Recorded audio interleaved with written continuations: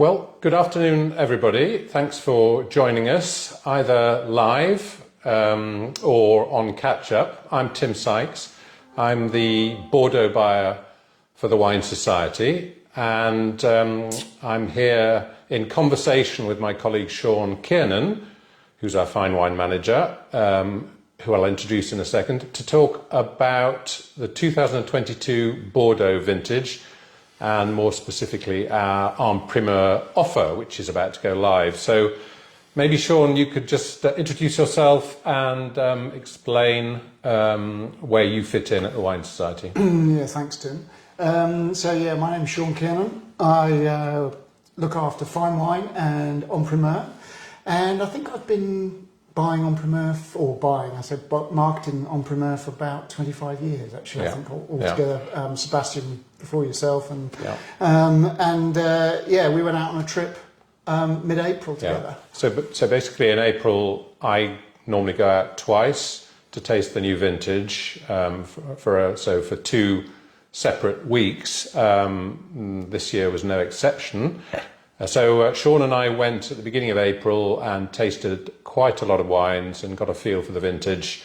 And then I went back for the official Primeur week about 10 days later. So our offer goes live for our main wines next week, probably Monday afternoon online. And then I think it mails, so the hard copy, printed copy mails on Thursday.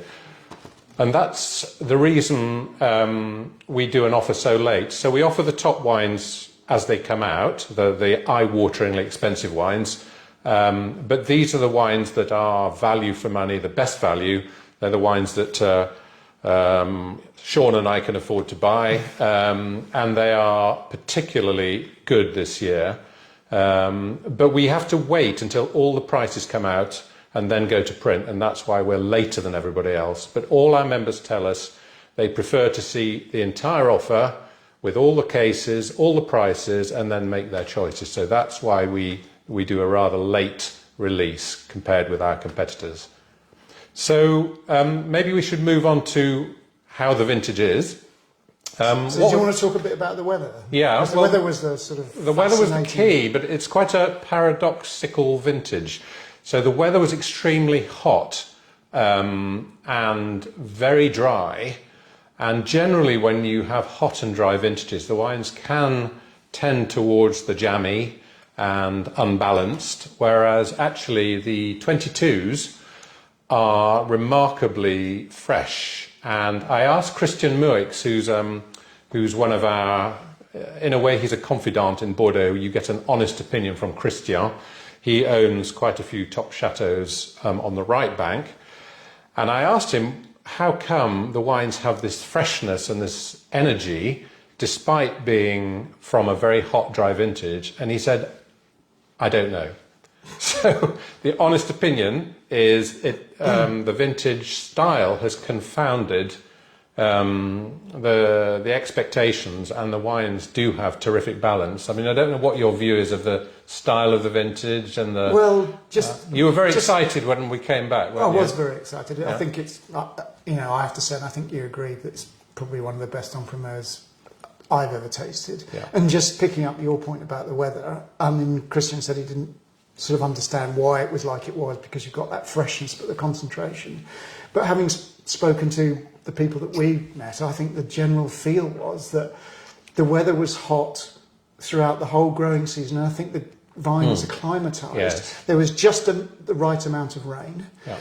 You didn't have the spikiness that you got in vintages like 2003, where you've got that, what they call the canicule, I think is in France, where you get those spikes of heat, which the vine finds quite hard to adapt to, because the heat was consistent all the way through, right through from May, right through to harvest time. That's right. But the vines, really importantly, were still green at harvest time, and that's what they said on a number of occasions. Yeah. They've still had that lusciousness, and I think the evenings as well were relatively cool, so the vine was able to recover overnight waiting Yeah. for the heat during the day, and that's what added the freshness, I think, Yeah, as well as the concentration from the heat during the day. So that's the sort of feel I got. Yes, I mean, I think that's absolutely right.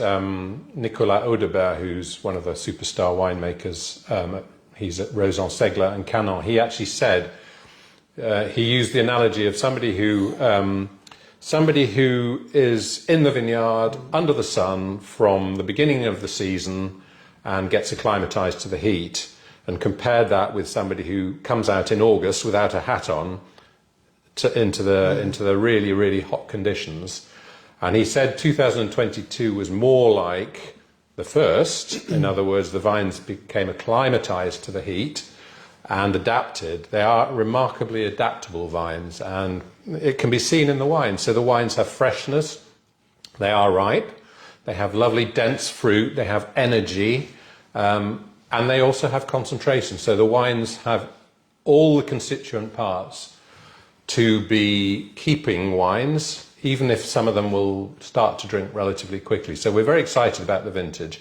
Alcohol levels are probably half a degree above normal, but you don't feel it in the wines. There's no really jammy, overblown wines, unlike in 2003. And I think with climate change, people have become much more adept at controlling the weather and adapting their vineyard practices and indeed their practices in the winery accordingly. So if we move on to prices, the top wines that we've already offered, there were some fairly hefty price increases, A, because it's a good vintage, and B, because the volumes this year are probably down in a lot of vineyards. But the wines in our main offer are the more modestly priced wines, if I can say that, and are much less volatile in terms of pricing. So whilst they may not be quite the same price as 21, although I know Chateau Cissac have held their prices, haven't they? And that's a super wine.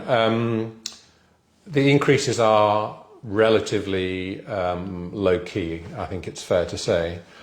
So pricing, decent, I think, and I think the wines do offer value in general. One thing I wanted to mention, and Shaun was particularly keen for me to mention this, was mixed cases. I think we're one of the only wine merchants that offers mixed cases, aren't we, One of the very few, yeah. And this year we've decided to offer some discounts on mixed cases to encourage members to actually buy the wines or to experiment.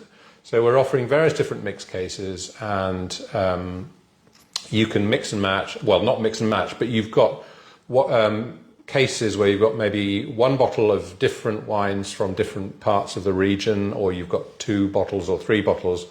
And there's some really interesting mixed cases there, and the prices are very interesting as well. So I would encourage people to look at the mixed cases. I mean, that's what I tend to do, so that I can spread my money as far as possible by buying a case with different appellations in it. I always buy a mixed case, I have to say.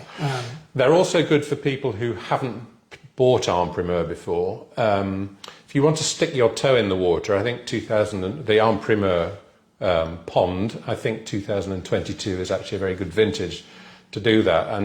And the safest way to do it is mixed cases. Yeah.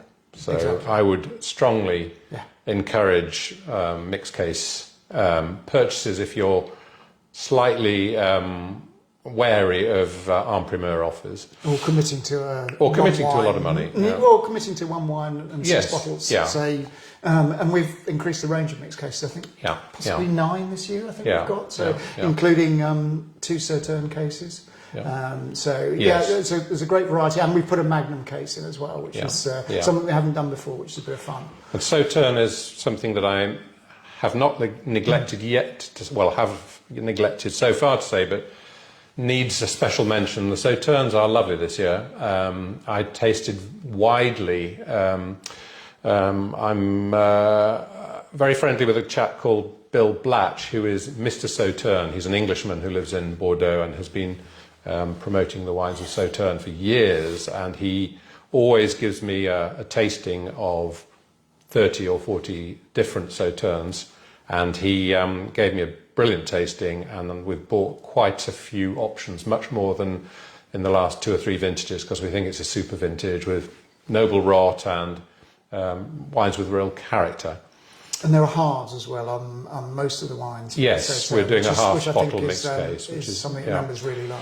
So I know members always like a few recommendations. So this is a vintage where it was actually quite hard to select the wines because I wanted to put everything in. So sometimes it's a challenge to find a critical mass of decent wines, but not in 22. So if you've got a pen or if you're watching on catch-up, you can rewind. But my recommendations, particularly in the Haut-Médoc, are Chateau Beaumont, our best-selling wine en primeur, Chateau Sissac, that I've mentioned already, which is super.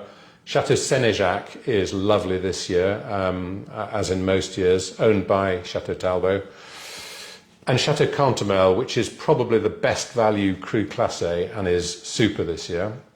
If you want something slightly more off the beaten track in the Mouly or Moulis appellation, Dutruche Grand Peugeot was lovely. Shaun and I went to the chateau and tasted it and thought it was lovely.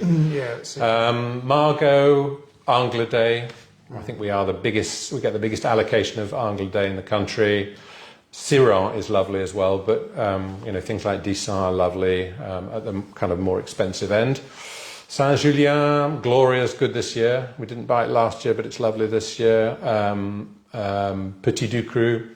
I would have to say. Can I stick in a couple? Please do, yes. So one of my favourites was Bataille, actually, which I had bought in the past, and then I think it's got a little bit expensive, but I still try and get some. So it's in a mixed case. That was one of my favourites. I had Bataille in Pauillac, Lacoste Bory, and Grand Corban d'Espagne from Saint-Emilion, which is always a brilliant little chateau and keeps superbly. So. Correct.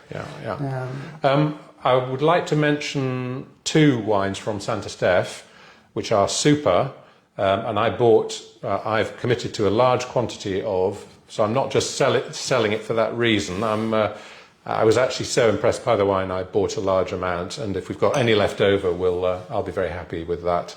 It's Dame de Montrose, which is the second wine of Chateau Montrose, which was absolutely fantastic this year, and I've committed to quite a lot. So if you are interested in a really good Saint-Estèphe that's not going to break the bank, Dame de Montrose is well worth looking at. The other one, which we don't buy every year, which I thought was really good from Saint-Estèphe, was Felon-Ségur.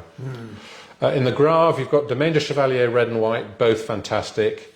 The Durantou wines on the right bank are brilliant, so that's La Chenade, Les Cruzelles and Montlandry, so a couple of Lalande de Pomerols and a Castillon. And you probably would include Madame de Pitre as well, which was super. Lovely knife force. And then lastly, there are 2 wines in Saint-Emilion that I particularly enjoyed, which we don't buy very regularly, but both are super. One is Fonroc, and one is Soutard. Both of which were terrific. I'm not sure whether you've tasted those, Shaun. So that, in a nutshell, is the 2022 vintage. I think you've probably got the message that we're quite excited by it. I'm sure we'll both be buying some wine for our own personal cellars. And I think you can buy with confidence because it's one of those vintage where all the wines were lovely, almost without exception. I didn't taste anything that wasn't top actually. So I think that concludes our little chat. Cheers, so cheers, and you can buy with confidence.